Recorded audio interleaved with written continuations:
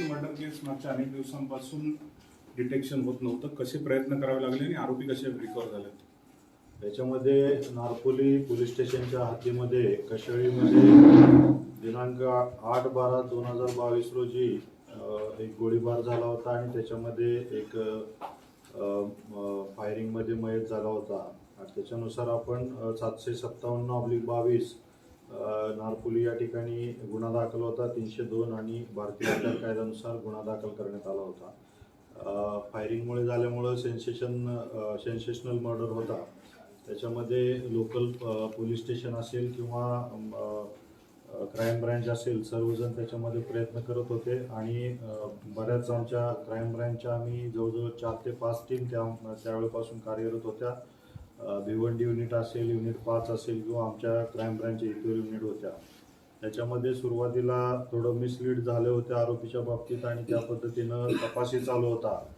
आणि याच्यामध्ये नंतर एकदम टेक्निकली साऊंड अशा पद्धतीनं युनिट 5चे वरिष्ठ पोलीस निरीक्षक घोडके साहेब आहेत आणि त्यांच्या टीमने याच्यामध्ये टेक्निकली काही इव्हिडन्स मिळाला त्यांना. तसंच जे काही सोर्सेस होते त्याच्याकडूनही माहिती मिळाली की याच्यामध्ये आरोपी कोण आहे निष्पन्न झालं. निष्पन्न झाल्यानंतर तो आरोपीही या ठिकाणी आपल्या महाराष्ट्रामध्ये नव्हता, तो आउट ऑफ महाराष्ट्र होता आणि त्याच्यावरती आपण ट्रॅक करत होतो.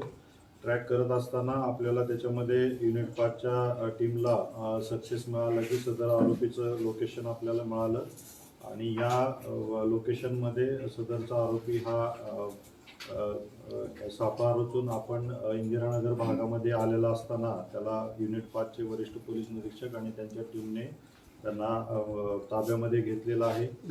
आता आरोपी तो आणि त्याच्याबरोबर एक सह आरोपी असे 2 आरोपी आपण अरेस्ट केलेले आहेत. त्याच्यामध्ये हे दोन्ही आरोपी आता सध्या आपल्या पोलीस च्या ताब्यामध्ये आहेत आणि पुढचा तपास चालू राहील. याच्यामध्ये सदरचा जो आरोपी धनराज रमाकांत तोडणकर म्हणून आहे, वय वर्ष 33 आहे, हा त्यातला मेन आरोपी आहे. आणि त्याच्याबरोबर संदीप कुमार कनोजिया हा 27 वर्षीय दुसरा आरोपी आहे. तर हा तोडणकर जो आहे याच्यावरती बॅक हिस्ट्री पण आहे, त्याच्यावरती गुन्हे दाखल आहेत. श्रीनगर पोलीस स्टेशनला त्याच्यावरती जवळजवळ 3 गुन्हे दाखल आहेत या अगोदरही. एक 392 अंडर सेक्शन 381 आणि दुसरा आहे तो 307 आणि तिसरा आहे तो 324 अशा सेक्शनखाली गुन्हे दाखल आहेत. आणि एका गुन्ह्यामध्ये तो प्रोक्लेम्ड ऑफेंडर म्हणून डिक्लेअर झालेला आहे.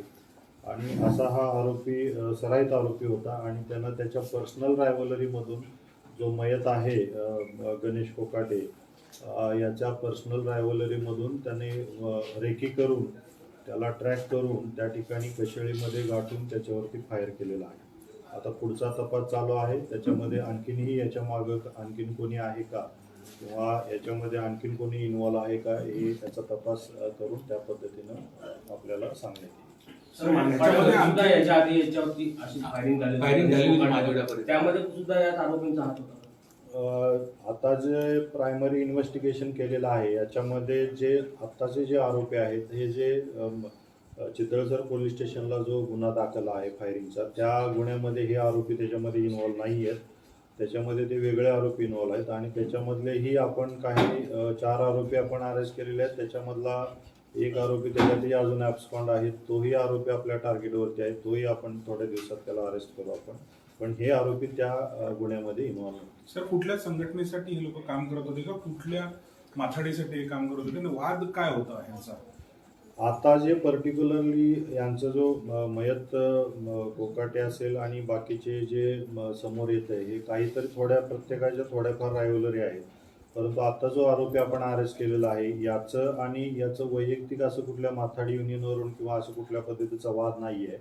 याला ज्यावेळेस जुना गुन्हा 2014 दाखल झाला त्यावेळी वैयक्तिकरित्या याला काहीतरी अपमानजनक वागणूक दिली होती, पब्लिकमध्ये मारहाण केली होती, कपडे काढून वगैरे असे वैयक्तिक त्याचं रायव्हलरी असल्यामुळं त्यानं तो मनामध्ये खुन्नस पकडून हे कृत्य केल्याचं त्यानं कबुली दिलेली आहे. तर याच्यामध्ये दुसरा कुठला अँगल नाही आहे, पण दोघांच्यात रायव्हलरी ही अशा पद्धतीची होती. आरोपी असू शकतात. निश्चित तो तपास आता चालू आहे की याच्या मागे आणखीन कोणी आरोपी आहेत का, किंवा याच्यात जे पहिल्या फायरिंगमध्ये जे आरोपी आहेत त्यांचा याच्यामध्ये काय इन्व्हॉल्वमेंट आणखीन सिद्ध होतंय का, हे तपास आणखीनही चालू आहे. त्याच्यामध्ये आणखीन काही डेव्हलपमेंट असतील तर आपल्याला अवगत करण्यात येईल. त्याच्या हत्यार वगैरे पकडलं का याच्यामध्ये? हत्यार जे फायरिंग हत्यार पकडलं का आपल्याकडे? नाही, आता सध्या आपण जे काही तपास चालू आहे याच्यामध्ये सध्या आपल्याला त्यांनी लोकेशन्स वगैरे दाखवलेले आहेत. आता त्याच्यामध्ये जो पुढचा तपासाचा पार्ट आहे रिकव्हरीचा, वापरलेली गाडी असेल किंवा त्याच्यामध्ये वापरलेलं हत्यार आहे, हा तपास आता त्या तपासामध्ये आपण ते रिकव्हर करू. मूळचे आरोपी कुठले आणि याचा अधिकार काय? हा जो आरोपी मेन जो आरोपी धनराज तोडणकर आहे हा इंदिरानगर परिसरातच राहणार आहे आणि हा जवळजवळ 2014 पासून तो ॲब्स्कॉन्ड आहे आणि तो त्याच्यानंतर आपल्याला काय आपल्या एरियामध्ये तो काम करत नव्हता, परंतु त्याचं रायव्हलरी होती आणि त्याचा बदला घेण्याचे त्याच्या मनामध्ये होतं आणि त्या अनुषंगाने हे केलेलं आहे. दुसरा जो आरोपी आहे तो आहे उत्तर प्रदेशमधला सुलतानपूरमधला आणि तो त्या दोघांची मध्यंतरीच्या काळामध्ये काहीतरी मैत्री झाली एकत्र काम करत असताना आणि त्या दोघांनी मिळून हे त्या दिवशी काम केले.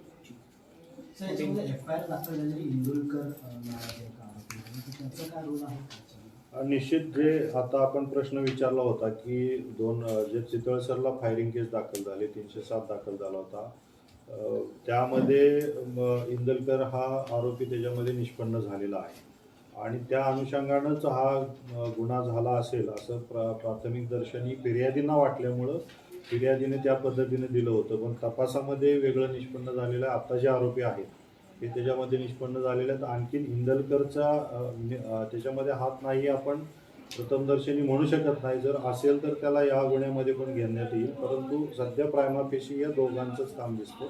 तपासामध्ये तसं पुढं आलं तर त्यांनाही आपण आरोपी. सर, गणेश इंदुलकर अजून पण ॲब्स्कॉन्ड आहे? अद्याप ॲब्स्कॉन्ड. चालू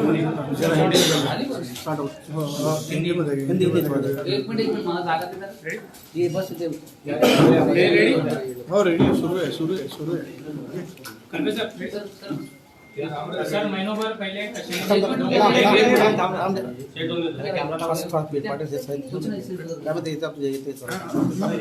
सेट तो करो, मैं करता हूँ. सेट करो, मैं करता हूँ.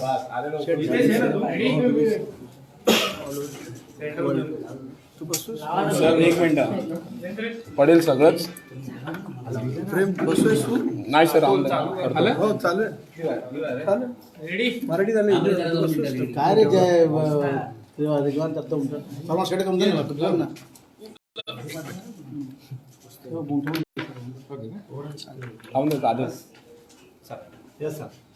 महीनों भर पहले कशेली में 2 गुटों में आपस में फायरिंग हुई थी, उसके बाद लगातार आरोपी जो है फरार थे. कैसे उसको गिरफ्तार किया गया, कितने आरोपी थे? थाने पुलिस आयुक्तालय के हद में नारपोली के यहाँ पे दिनांक 8/12/2022 को एक फायरिंग की वारदात हुई थी. उसमें एक गणेश कोकाटे नामक युवक की वहाँ पे हत्या हुई थी. तो उसके तहत हमने एक 302 का गुना नारपोली पुलिस स्टेशन में दाखिल किया था. उसके बाद लगातार हमारे पुलिस आयुक्त साहब जयजीत सिंह सर, सह पुलिस आयुक्त कराले सर और अपर पुलिस आयुक्त गुने मोराले सर, इन्होंने बहुत सारे लोकल पुलिस हो या क्राइम ब्रांच के 4-5 टीम हमने तैयार की थी और इसमें ये आरोपी हमारे निशाने पे थे और उसमें बहुत दिन से हमें कुछ इसमें ये बढ़त नहीं मिल रही थी. लेकिन हमारा जो पहला ट्रैक था वो अलग था और बाद में हमारे जो अलग अलग टीम काम कर रही थी, इसमें से यूनिट 5 जो है क्राइम ब्रांच का, जो हमारे घोड़के साहब है और उनकी टीम, API महाजन है और PSI कानडे और बाकी उनके API शिंदे, ये सब टीम उसके ऊपर काम कर रही थी. उनको एक ब्रेक थ्रू मिला. उसमें उनको एक आरोपी, उसमें जो टेक्निकल एविडेंस है या बाकी उनका जो सोर्सेस है उसका पूरा इंफॉर्मेशन लेके उन्होंने उसमें एक आरोपी पे जेरोइंग किया. ये आरोपी जो निष्पन्न हुआ उसमें वो धनराज तोड़नकर करके आरोपी निष्पन्न हुआ. लेकिन जो वो आरोपी था वो आउट ऑफ महाराष्ट्र था. तो उसके ऊपर पूरा ट्रैक रखा इन्होंने और जैसी इंफॉर्मेशन इनको मिली कि ये यहाँ पे थाना के हद्दी में आ रहा है तो इन्होंने एक ट्रैप लगाया और उसके तहत कल इसको हमने यहाँ पे उसको गिरफ्तार किया यूनिट 5 ने। और इसमें जो मेन आरोपी है वो धनराज तोड़नकर 33 वर्षीय युवक है, और दूसरा एक संदीप कुमार कनौजिया करके 27 वर्षीय युवक, उसमें 2 आरोपी है। तो इनको हमने अभी गिरफ्तार किया है। अभी आगे जाके इसमें इन्वेस्टिगेशन होगा और भी इसमें क्या गाड़ी यूज़ की है, जो वेपन यूज़ किया है या और कोई इसमें इन्वॉल्व है, ये इन्वेस्टिगेशन आगे जारी रहेगा। तो ये जो मेन आरोपी है धनराज तोड़नकर और जो मृत व्यक्ति है उसमें पर्सनल राइवलरी थी, और उसके थ्रू ही उन्होंने बहुत दिन से इसका बदला लेना चाहता था, और उसने उसके तहत उसके ऊपर पूरा वॉच रख के वो कशहरी में उसको ट्रैक करके वहाँ पे उसने फायरिंग की है। तो अभी और भी इसके जो धनराज तोड़नकर करके जो आरोपी है उसका पहला भी ट्रैक रिकॉर्ड है, उसके ऊपर 3 गुने श्रीनगर पुलिस स्टेशन में दाखिल है।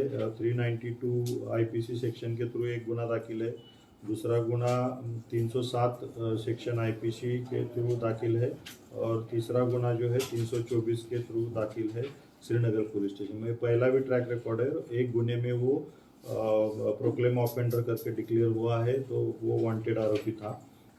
तो एक बहुत ही अच्छी कामयाबी थाना पुलिस को मिली है, और इसमें बहुत दिन से हम ट्रैक पे थे लेकिन हमें आरोपी नहीं मिल रहे थे। तो ये बहुत अच्छा ट्रैक हमें मिलके उसको अभी हमने अरेस्ट किया है। आगे जाके भी इन्वेस्टिगेशन में अगर कोई इन्वॉल्व है तो इन्वेस्टिगेशन में अगर कोई इसमें और इन्वॉल्व है या और कुछ इसमें सामने आता है तो उसके तहत आपको इन्फॉर्मेशन दी जाए। सर, जिस तरीके से पिछले 3-4 महीने देखे तो लगातार 3 से 4 फायरिंग हो चुकी है, नौपाड़ा परिसर हो, चितलसर हो या कशेली हो, तो क्या इन आरोपियों पर लगाम लगेगा? क्या उन आरोपियों को किस तरह से समझने की कोशिश करेंगे? निश्चित रूप से जब तक आरोपी अरेस्ट नहीं होते तब तक लगाम नहीं लगाया जा सकता। चितलसर पुलिस स्टेशन में जो फायरिंग हुआ उसमें 5 आरोपी निष्पन्न हुए थे, 4 आरोपी हमने अरेस्ट किए, उसमें मौका भी वो गुने को लगाया, तो चारों आरोपी अभी तक अंदर है। उसमें बाकी दूसरा आरोपी जो वांटेड जो है उसमें आरोपी इंदलकर करके, वो भी हमारे रडार पे है, हम उसको भी अरेस्ट करने वाले हैं। इसमें जो आरोपी अरेस्ट हुए वो हमारी कोशिश यही रहेगी कि अच्छी तरीके से एविडेंस कलेक्ट करें, इनको बाकायदा वो अंदर रहे और कन्विक्शन ये गुने में आए। तो कन्विक्शन आने के बाद ही आरोपी के ऊपर अच्छा सा जो चेक बैठता है वो लाने के लिए थाना पुलिस काम करेगी। सर, लोगों को क्या आह्वान रहेगा अपनी तरफ से?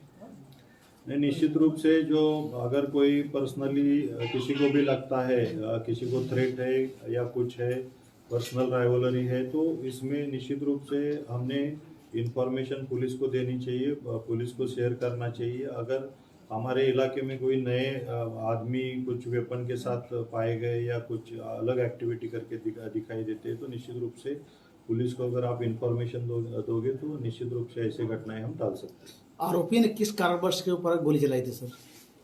जो आरोपी है किस कारणवश गोली चलाई थी इनके ऊपर? हाँ, मैंने जो बताया आपको कि 2014 में पर्सनल कुछ इनका ग्रज था, पर्सनल राइवलरी थी, एक गुने में इसके ऊपर गुना भी दाखिल किया था। जो आरोपी जो अभी हमने मयत व्यक्ति है उसने वही फिरियादी एक गुने में है, जो 149/14 है, 392 का गुना दाखिल है। उसमें जो अभी मयत व्यक्ति है उसने इसके ऊपर FIR दाखिल की थी, और तब कुछ पर्सनली हाथापाई हुई थी और उसमें इसको पब्लिकली मारा गया था, ऐसा इसका बोलना है।